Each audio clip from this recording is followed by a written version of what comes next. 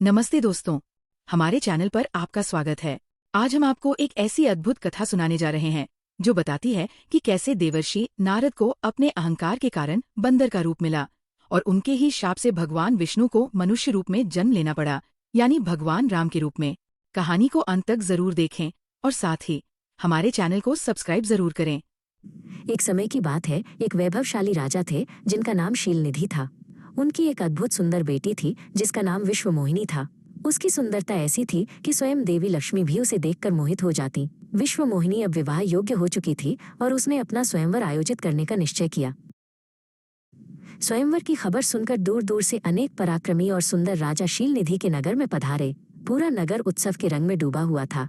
इसी बीच देवर्षि नारद उस नगर में पहुंचे। राजा शीलनिधि ने नारद जी का बड़े आदर सत्कार के साथ स्वागत किया, उनका पूजन किया और उन्हें एक ऊंचे आसन पर बैठाया। राजा ने नारद जी से अपनी पुत्री विश्वमोहिनी का हाथ देखकर उसके भविष्य और गुणों के बारे में बताने का आग्रह किया। जब विश्वमोहिनी नारद जी के सामने आई तो उनकी अनुपम सुंदरता देखकर नारद मुनि अपना वैराग्य भूल गए। वे बस उन्हें एकटक देखते ही रह गए। उनके मन में विश्वमोहिनी को पाने की इच्छा जाग उठी। नारद जी ने विश्वमोहिनी की हस्तरेखा में देखा कि जो उससे विवाह करेगा वो अमर हो जाएगा, उसे कोई नहीं जीत पाएगा और संसार के सभी जीव उसकी सेवा करेंगे। ये बात उन्होंने राजा को नहीं बताई, बल्कि अपनी ओर से कुछ और अच्छी बातें कहकर उन्हें प्रसन्न कर दिया। फिर नारद जी ने सोचा, मुझे ही कुछ ऐसा उपाय करना चाहिए जिससे विश्वमोहिनी मुझसे ही विवाह करे।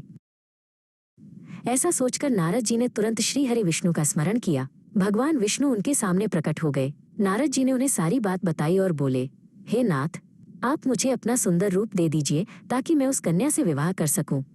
भगवान हरि मुस्कुराए और कहा, हे नारद, हम वही करेंगे जिसमें तुम्हारी भलाई हो। ये सब भगवान विष्णु की ही माया थी।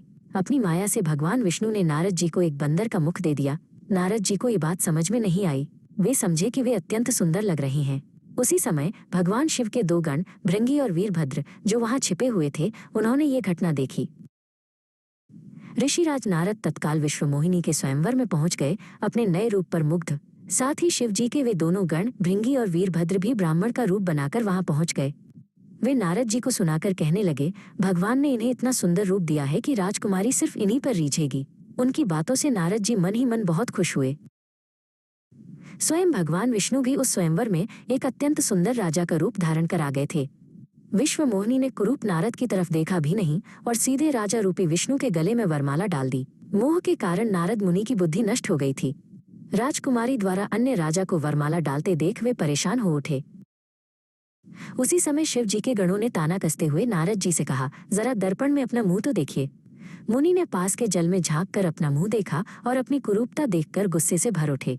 गुस्से में आकर उन्होंने शिव जी के उन दोनों गणों भृंगी और वीरभद्र को राक्षस हो जाने का शाप दे दिया। उन दोनों को शाप देने के बाद जब मुनि ने एक बार फिर से जल में अपना मुंह देखा तो उन्हें अपना असली रूप फिर से मिल चुका था। नारद जी को अपना असली रूप वापस मिल गया था, लेकिन भगवान विष्णु पर उन्हें बहुत गुस्सा आ रहा था क्योंकि विष्णु के कारण ही उनकी बहुत हंसी हुई थी। वे उसी समय विष्णु जी से मिलने के लिए चल पड़े। रास्ते में ही उनकी मुलाकात विष्णु जी से हो गई, जिनके साथ देवी लक्ष्मी और विश्वमोहिनी भी थीं। उन्हें देखते ही नारद जी ने क्रोधित होकर कहा, आप दूसरों की खुशियां देख ही नहीं सकते। आपके भीतर तो ईर्ष्या और कपट ही भरा हुआ है। आपने हमें स्त्री से दूर किया है, इसलिए मैं आपको शाप देता हूँ कि आपको मनुष्य जन्म लेना पड़ेगा और स्त्री से दूरी का दुख सहना पड़ेगा। नारद जी ने आगे कहा, और आपने मुझको बंदर का रूप दिया, इसलिए आपको बंदरों से ही मदद लेनी पड़ेगी। नारद के शाप को श्री विष्णु ने पूरी तरह स्वीकार कर लिया और उन पर से अपनी माया को हटा लिया। माया के हट जाने से अपने द्वारा दिए शाप को याद करके नारद जी को बहुत दुख हुआ, किंतु दिया गया शाप वापस नहीं हो सकता था। शिव जी के उन दोनों गणों भृंगी और वीरभद्र ने जब देखा कि नारद अब माया से मुक्त हो चुके हैं, तो वे नारद जी के पास आए और उनके चरणों में गिरकर क्षमा याचना करने लगे। उन्होंने कहा, हे मुनिराज, हम दोनों शिव जी के गण हैं। हमने बहुत बड़ा अपराध किया है जिसके कारण हमें आपसे शाप मिल चुका है। अब हमें अपने शाप से मुक्त करने की कृपा करें। नारद जी बोले, मेरा शाप झूठा नहीं हो सकता, इसलिए तुम दोनों रावण और कुंभकर्ण के रूप में महान ऐश्वर्यशाली, बलवान तथा तेजवान राक्षस बनोगे और अपनी भुजाओं के बल से पूरे विश्व पर विजय प्राप्त करोगे। उसी समय भगवान विष्णु राम के रूप में मनुष्य शरीर धारण करेंगे। युद्ध में तुम दोनों उनके हाथों से मारे जाओगे और तुम्हारी मुक्ति हो जाएगी। इस प्रकार नारद जी के शाप ने भविष्य की एक महान कथा की नींव रख दी, जिसमें धर्म और अधर्म का संघर्ष होना था। नारद जी के शाप के बाद भगवान विष्णु ने अयोध्या के राजा दशरथ के पुत्र के रूप में जन्म लेने का निश्चय किया। उनकी पत्नियां कौशल्या, कैकेयी और सुमित्रा भी उनके अवतार में सहायक बनी। समय आया और राजा दशरथ के घर 4 पुत्रों का जन्म हुआ, राम, लक्ष्मण, भरत और शत्रुघ्न। राम, जो स्वयं भगवान विष्णु के अवतार थे, अपने अनुपम गुणों और सौम्य स्वभाव से सभी के प्रिय बन गए। उधर शाप के कारण भृंगी और वीरभद्र ने राक्षस राज रावण और उसके भाई कुंभकर्ण के रूप में जन्म लिया। लंका में उनका जन्म हुआ और वे अपनी शक्ति और तपस्या से तीनों लोकों में आतंक फैलाने लगे। रावण ने अपनी तपस्या से ब्रह्मा जी को प्रसन्न किया और उनसे वरदान प्राप्त किया कि उसे देवता, दानव, यक्ष, गंधर्व, नाग, किन्नर और मनुष्य कोई भी नहीं मार पाएगा। इस वरदान ने उसे और भी अहंकारी बना दिया। राम और उनके भाइयों का बचपन अयोध्या में बीता। वे गुरु वशिष्ठ से शिक्षा प्राप्त करते थे और शस्त्र विद्या में निपुण हुए। उनकी विनम्रता और पराक्रम की गाथाएं दूर दूर तक फैलने लगी। एक दिन ऋषि विश्वामित्र अयोध्या आए और राजा दशरथ से राम और लक्ष्मण को अपने यज्ञ की रक्षा के लिए भेजने का आग्रह किया, क्योंकि राक्षस उनके यज्ञ में विघ्न डाल रहे थे। राम और लक्ष्मण विश्वामित्र के साथ गए और उन्होंने राक्षसों का संहार किया, जिससे ऋषि का यज्ञ सफलतापूर्वक संपन्न हुआ। यहीं पर राम ने ताड़का और सुबाहु जैसे शक्तिशाली राक्षसों का वध किया।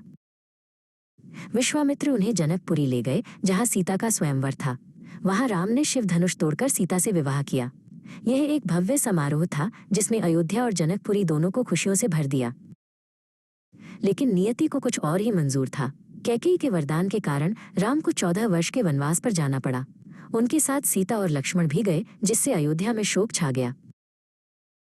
वनवास के दौरान ही रावण ने छल से सीता का हरण कर लिया। यही वो घटना थी जिसने नारद के शाप को पूर्णता की ओर बढ़ाया, क्योंकि अब राम को अपनी पत्नी से दूरी का दुख सहना पड़ रहा था और उन्हें बंदरों की सहायता की आवश्यकता पड़ने वाली थी। नमस्ते दोस्तों, आज की कहानी यहीं समाप्त होती है। हमें पूरी उम्मीद है कि आपको ये कहानी बहुत पसंद आई होगी। कल फिर मिलेंगे एक नई रोमांचक कथा के साथ। अगर आपको ये वीडियो पसंद आया है तो इसे लाइक और शेयर करना न भूलें। और हाँ, हमारे चैनल को सब्सक्राइब जरूर करें ताकि आप हमारी आने वाली कहानियों को मिस न कर सकें। जुड़े रहिए हमारे साथ। धन्यवाद।